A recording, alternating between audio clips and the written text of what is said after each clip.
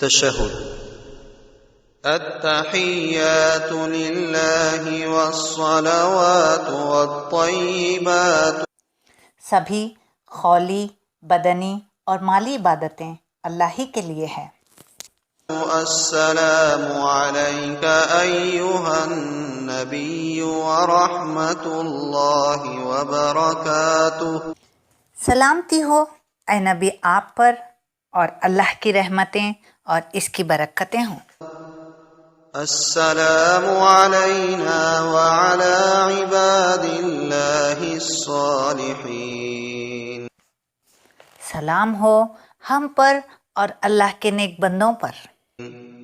اشہد ان لا الہ الا اللہ، میں گواہی دیتا ہوں کہ نہیں ہے کوئی معبود برحق سوائے اللہ کے، واشہد ان محمدا عبدہ ورسولہ، اور میں گواہی دیتا ہوں کہ محمد اس کے بندے اور اس کے رسول ہیں۔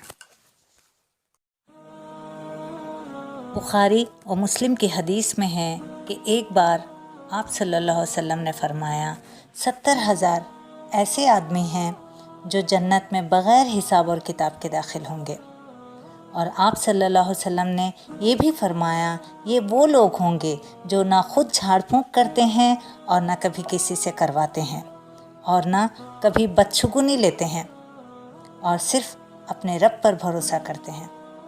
یہ سن کر وکاشہ بن محسن رضی اللہ عنہ کھڑے ہوئے اور کہا اللہ کے رسول میرے لیے بھی دعا فرمائیں کہ اللہ مجھے ان میں سے کر دے۔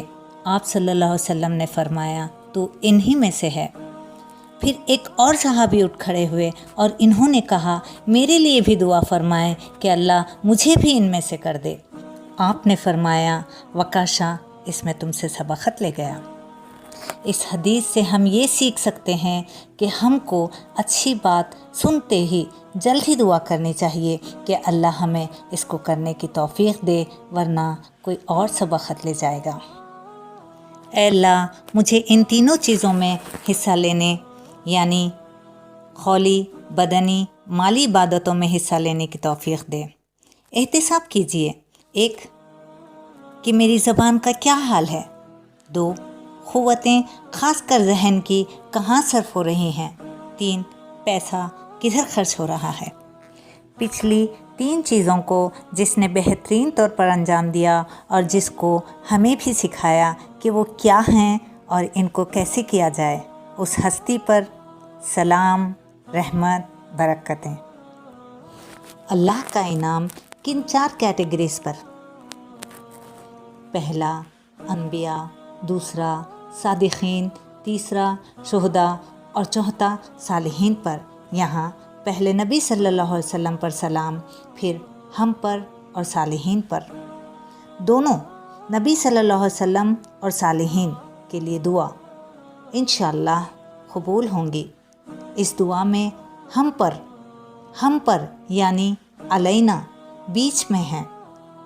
جب اگلا پچھلا مقبول تو اللہ کی رحمت سے امید کے بیچ والے بھی مقبول ہوں گے۔ یاد رکھیے کہ اللہ کی رحمت اس کو ملے گی جو عمل سے اس کو حاصل کرنے کی کوشش بھی کرے گا، جیسا کہ صالحین نے کیا۔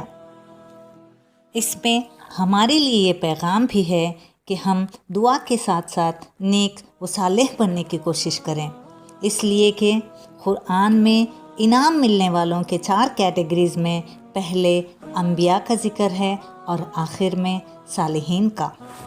میری زبان یعنی میری باتیں اور میرا عمل گھر میں یا باہر، آفس میں یا بازار میں یہ شہادت دے رہا ہے، یعنی یہ بتا رہا ہے کہ میں اللہ کو خالق، مالک، رب مانتا ہوں، ساری کائنات کا حاکم مانتا ہوں، اس کی عبادت اور اطاعت کرتا ہوں، اس سے مدد مانگتا ہوں، سب سے زیادہ اسی سے محبت کرتا ہوں۔